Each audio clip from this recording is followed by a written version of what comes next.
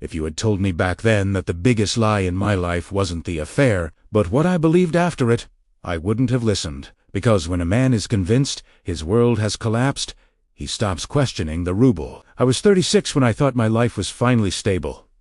Not perfect, not glamorous, but solid. I had a wife, 2 sons, a house that still smelled like fresh paint, and a routine that felt safe enough to stop being afraid of tomorrow. My wife, Claire, and I had been together for almost 15 years. Young love that lasts forever. The kind of couple people pointed at and said, "They'll make it." We grew up together, struggled together, built everything slowly, brick by brick. Our first son, Ethan, was born when we were both still trying to figure out how to be adults. Our second, Noah, came 4 years later, right when life started feeling manageable. 2 boys, both loud, both stubborn, both with my eyes, or at least that's what everyone said. I worked long hours in logistics management. Not exciting, but reliable. Claire stayed home when the boys were young, then later picked up part-time work at a local firm. From the outside, we were normal, boring, Eve, and maybe that's why I didn't see it coming. It didn't start with an affair. It started with distance. Small things at first, late nights that didn't make sense, a phone that never left her hand, conversations that felt rehearsed. I asked once, just once, "Are you okay?" She smiled and said she was just tired. I believed her. The night everything broke wasn't dramatic. No screaming, no plates thrown. I came home early from work and found her sitting at the kitchen table, hands folded, eyes red. She didn't cry when she told me. She said it calmly, like she was reading the weather. "I've been seeing someone else." I remember the sound of the refrigerator humming behind her. I remember the way my chest felt hollow instead of painful. I asked how long. She hesitated. That pause lasted longer than any answer could have. Almost 2 years. 2 years. That meant birthdays, holidays, family trips. That meant smiling at me while lying. But the affair wasn't the part that destroyed me. It was what came next. She told me he had doubts about the boys. She said he had questioned their paternity. At first, I laughed. A short, bitter sound. "That's ridiculous," I said. "They're my sons." She didn't argue. She just looked down. Then she said something I will never forget. "I don't know anymore." That sentence rewired my brain, because doubt, once planted, doesn't need proof to grow. She told me there had been overlaps, that dates were fuzzy. That stress had blurred memories. She cried then, said she never meant to hurt anyone. And I did what I thought was logical. I started looking backward, counting months, replaying arguments, re-examining photos. Every resemblance suddenly felt imaginary. Every difference felt like evidence. The man she cheated with never appeared in my life directly. No confrontation, no explanation, just a ghost that lived in my head. I suggested a DNA test. She refused. Said it would traumatize the kids, said it would destroy what little stability we had left. And somehow, that refusal convinced me even more. I didn't leave right away. That's the part people don't understand. I stayed. But I changed. I stopped hugging my sons without thinking, stopped lingering in their rooms at night, stopped calling them my boys out loud. Not because I hated them, because I was afraid. Afraid of loving something that might not be mine, afraid of being fooled twice. The house grew colder. Claire and I barely spoke. The affair ended, but the damage didn't. We existed like roommates sharing guilt. Ethan noticed first. It was 12, old enough to sense when something is wrong, young enough to blame himself. Noah followed quietly, copying his brother's silence. I didn't yell. I didn't abandon them. I did something worse. I withdrew.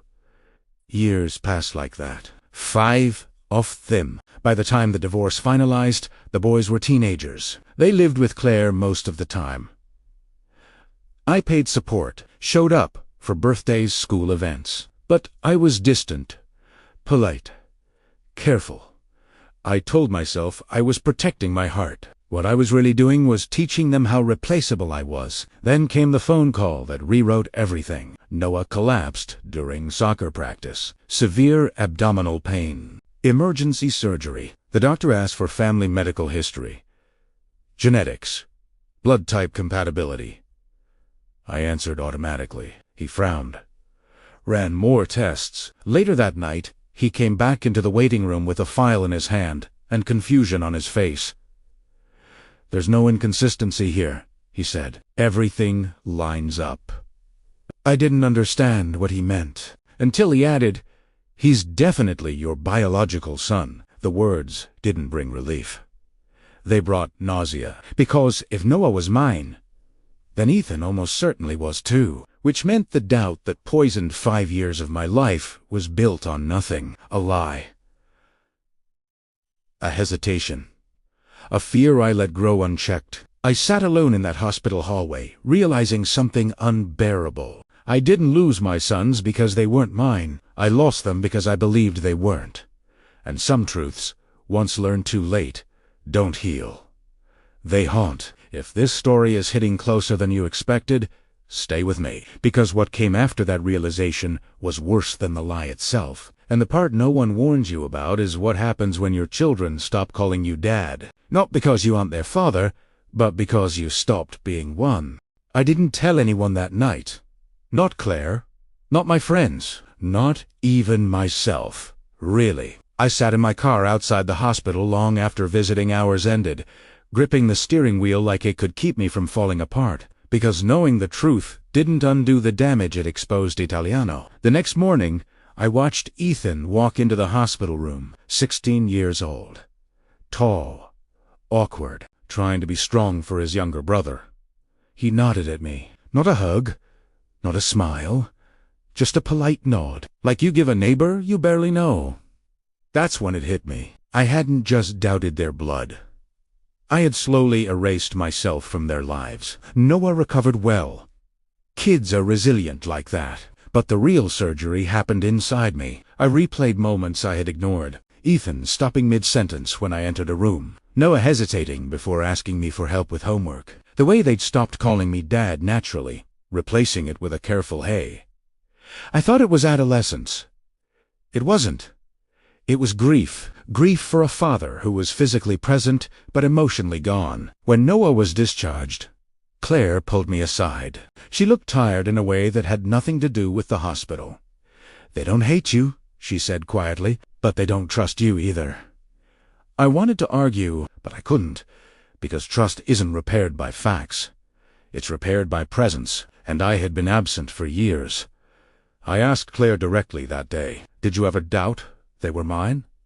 She didn't answer immediately. Then she said, "No." That single word crushed me harder than the affair ever had, because it meant the doubt had never been mutual. It had lived entirely inside my head. I asked why she let me believe it. Her eyes filled with tears. "Because I was ashamed, and because you were already pulling away. I didn't know how to stop it. That wasn't an excuse. But it was a truth, and I realized something terrifying. I had made irreversible decisions based on assumptions, not proof, not truth. Fear. I decided then that I had to tell the boys. Not everything, but enough. I waited until Noah was home and stable. We sat in my living room.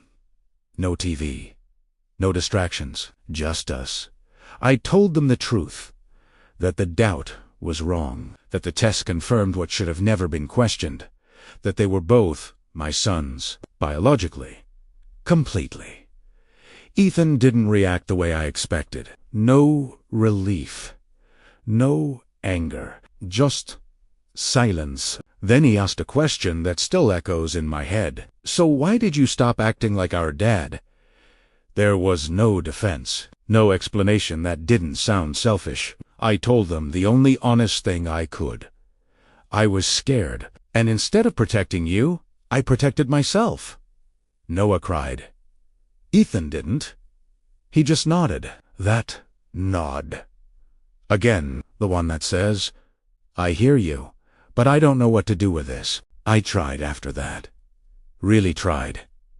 I showed up more, texted more, asked questions. But relationships aren't switches. You don't turn them back on. They grow. Or they don't. Months passed, then years. The boys grew into men, and I remained something adjacent to their lives. Not an enemy.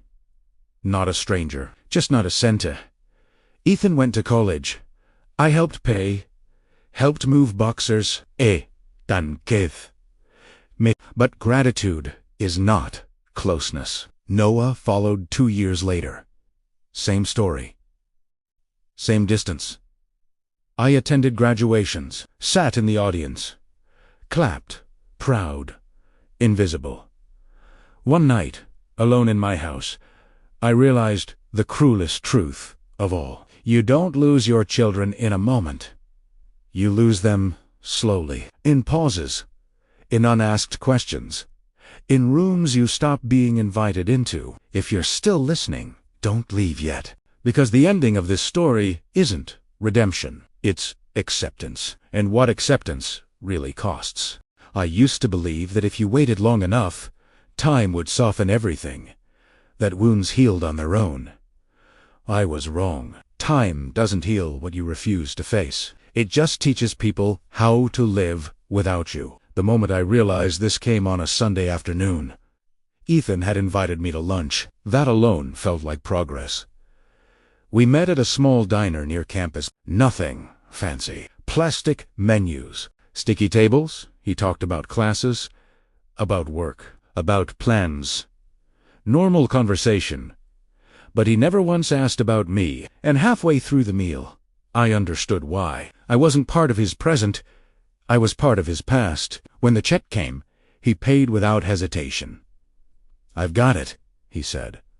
It wasn't rude. It was fina. Outside, standing by his car, I did something I hadn't done in years. Primera, asked, do you think we could ever be close again? He didn't answer right away. He stared at the ground, jaw tight. Then he said something that shattered the last illusion I was holding on to. I don't hate you, but I learned how to grow up without depending on you. And I don't know how to unlearn that. That sentence rewrote my entire understanding of fatherhood. Being a father isn't about blood, or titles, or even intentions. It's about consistency, and mine had been conditional. I thought proving the truth would save me, that the DNA test would rewind the damage. But children don't bond to evidence. They bond to safety. And when they feel abandoned, even quietly, they adapt. They survive. They move on. Noah was different. Softer. Still searching. But even with him, there was a barrier. Hul kal. But rarely visit would talk, but never open up. One night, after a few drinks, he admitted something that still makes my chest tighten. When you pulled away, I thought it was my fault. Like I wasn't enough to keep you. That's when I realized the damage wasn't just distance. It was identity. I hadn't just lost their trust. I had altered how they saw themselves. And no apology could undo that. Claire eventually remarried. A decent man.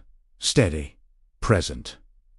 I watched from a distance as my sons slowly built a relationship with someone who hadn't earned it by blood, but had earned it by showing up. And I hated myself for resenting him. Because he did what I didn't. He stayed. Years passed. Holidays became polite gatherings. Birthdays became text messages. Father's Day became silence. I started volunteering. Mentoring younger men, trying to be useful somewhere. Because the hardest truth I've learned is this. You don't always get a second chance to be who someone needed you to be. Sometimes the lesson isn't redemption. It's consequence. If this story is hitting close to home, stay with me. There comes a point where you stop hoping for forgiveness, not because you don't want it, but because you finally understand that wanting it doesn't make you entitled to it. That point came for me the night Noah called from the hospital. It was almost midnight. His voice was calm but tight. "Dad, I was in an accident." "I'm okay mostly. But I thought you should know. I drove faster than I should have. Heart pounding. Hands shaking. Old instincts kicked in, the kind I thought I'd lost. When I arrived, he was sitting upright, arm in a sling, bruises across his collarbone. Alive. Breathing. Still my son. I sat next to him, afraid to touch him, afraid to say the wrong thing. He broke the silence. "You know, when you pulled away back then, I told myself I didn't need you. But nights like this make it harder to keep lying to myself." That was the first time in years he said "you" instead of "Dad." And I didn't correct him, because I hadn't earned the title back. We talked for hours. Not about the past. About fears. About how fragile life actually is. About how anger becomes heavier the longer you carry it. Before he left, he said something that changed everything. "I don't know if we can go back, but I don't want us to stay stuck where we are." That wasn't forgiveness, but it was permission. Permission to try. I stopped forcing moments, stopped pushing conversations. I learned to show up without expectations. Sometimes that meant sitting quietly at his apartment while he studied. Sometimes it meant fixing small things around his place. Sometimes it meant just being available.